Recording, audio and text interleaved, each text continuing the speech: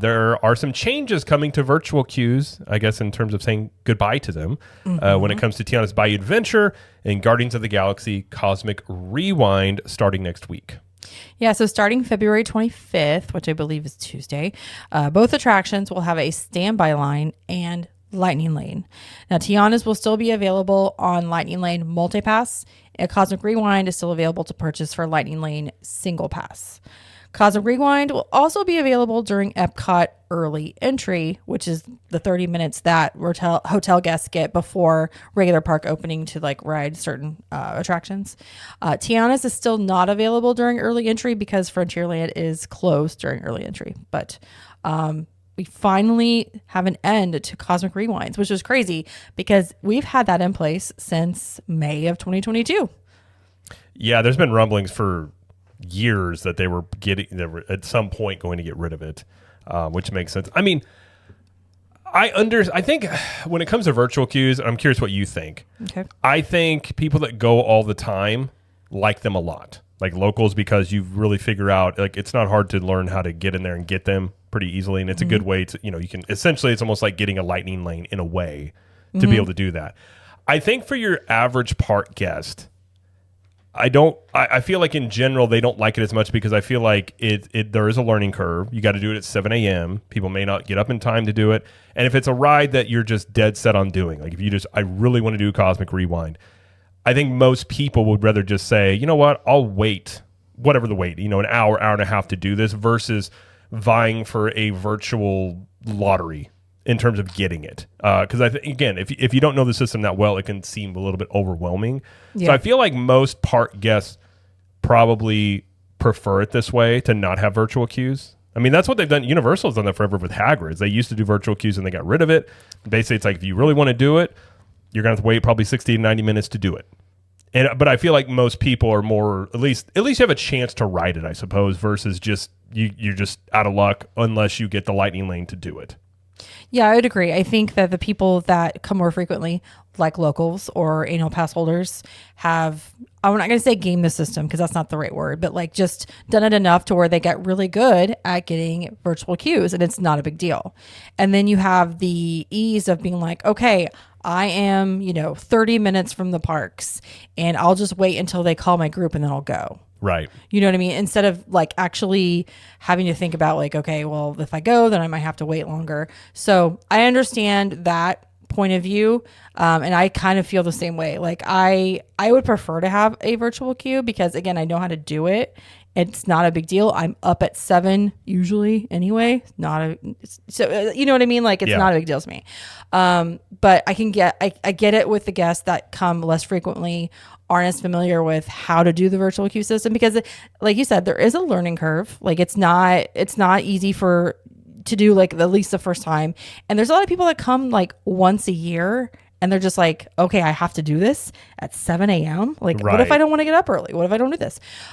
So I think that for most guests, I would say most are happy that this is the case. And it gives them the choice to actually just get in line. Because when you do the virtual queue and you don't get it, your choice is done, is made for you. Like you don't get to write it unless you buy a single pass, which, to be honest, single pass for Guardians, I think it sells out almost every day. Usually I think it does. We were talking about this last night with our Club 32 members, and that somebody pointed out that, Disney has free reign to allot however many lightning lanes they want to hand out. So in this case, they could maybe up that number. Well, sell more. And that's what I was going to say. That's what we're going to do. I think the flip side of this is it does allow them potentially, because you don't have the virtual queues out there, where they could offer more lightning lanes to sell. I think that is a possibility with this. Now, I get the theme parks I think they like the idea of virtual queues more than guests do, because theme parks would love for you're technically waiting in another line while you're out doing something else. So you could potentially be spending more money or doing something. So I think in theory it's something that the theme parks have ended up liking more, or who's run them, versus the actual guests. And I do wonder about the future of virtual queues. Like, I'm sure they'll be used for high demand rides when they first open. Like, I'm not going to be surprised if Test Track uses it when it first reopens. I think you're right. But like Tiana's has never needed it. The reason they've had it for Tiana's is because that ride breaks down a lot, and it's easier to evacuate if you have one group in there versus an entire line. And they did the same thing with Rise of the Resistance for a long time. It wasn't as much as the demand as it was basically when the ride shuts down, they don't have to get rid of an entire line full of people. It can just be like certain boarding groups. So I think they like it for that reason. But in general, yeah, I think again, it's sort of like when they changed Genie Plus to Lightning Lanes. That was a change more toward people or like infrequent guests. I feel like this is also a change more toward infrequent guests. Yeah, and with Tiana's, they had said when they opened the ride that it was only going to be in place for the opening. They didn't. Right. I mean, we were all like, oh, they'll probably have it until the fall. Now we're into February, and they're like, okay, now we'll finally get rid of it. But it broke down a lot. To be fair. So if you were a virtual queue person and you saw that they weren't boarding in more groups, then you didn't have to waste your time in line.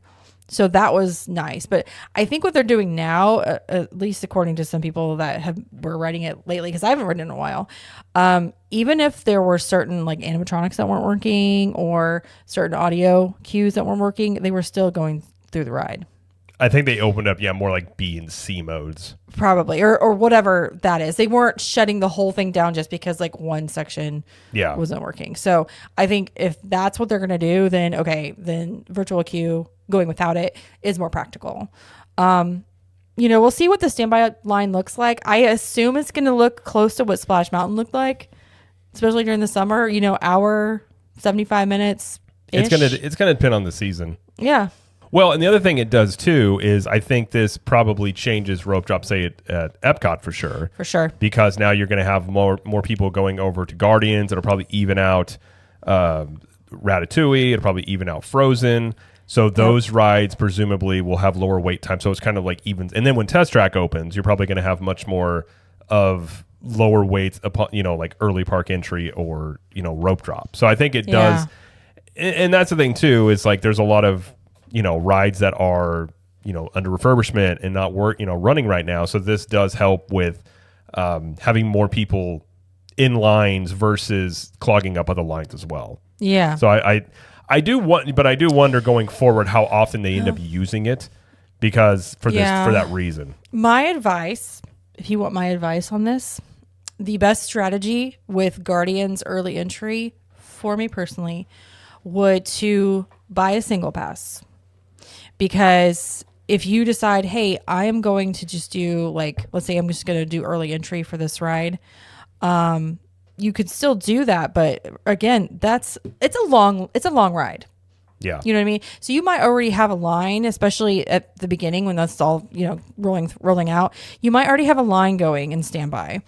And once you get on the pre-show and then the pre-show and then it's a long process. 19 pre-shows.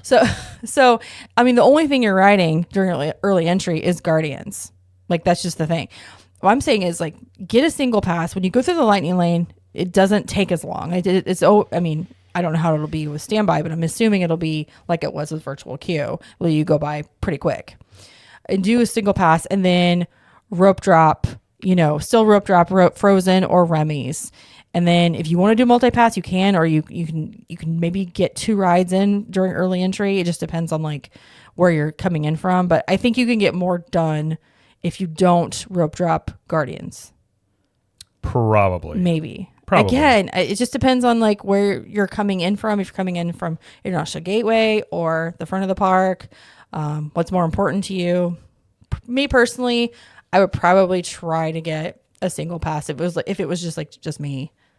Yeah, I mean, it depends on your budget too. That's something you want to spend on. But if you want to, I get it though. If you were somebody who knew that system, you're not going to probably like this change. But but what I'm saying is, if you get a single pass for Guardians, just don't do a multi-pass for the rest of the park. Yeah, I could see that. And you'd save your money, and you could still do early entry for the other rides and get stuff done. You know what I'm saying? I think that would be my strategy. But anyway. Or just get Premier Pass and spend, $1,000 on you and your family. Which is not financially, if you're pinching your pennies, that's not liable. Depends on what there's lots of factors that go in. Sure. But Absolutely. But anyway, that's how I feel. But that is changing. Yeah, I would say you're right. I would agree with you on that. For if you're trying to get the most out of your time, and utilize lower weights as possible, I think that's probably a good way to do that. So I'm just saying. All right. Well, that starts next week. Yeah. So be on the lookout for that. If that changes your trip, then you'll have to adjust mid-trip. Somebody that listens to us, she sent me a message. She says, I will be at Disney when this switches over. So I will let you know how it goes. I was like, okay. And sometimes the switchover dates, sometimes those can be a little, There's nothing like Disney's already complicated enough. Then mid-trip, you have to change everything because something shifts, which happens sometimes. So you got to do double homework there. Right, exactly.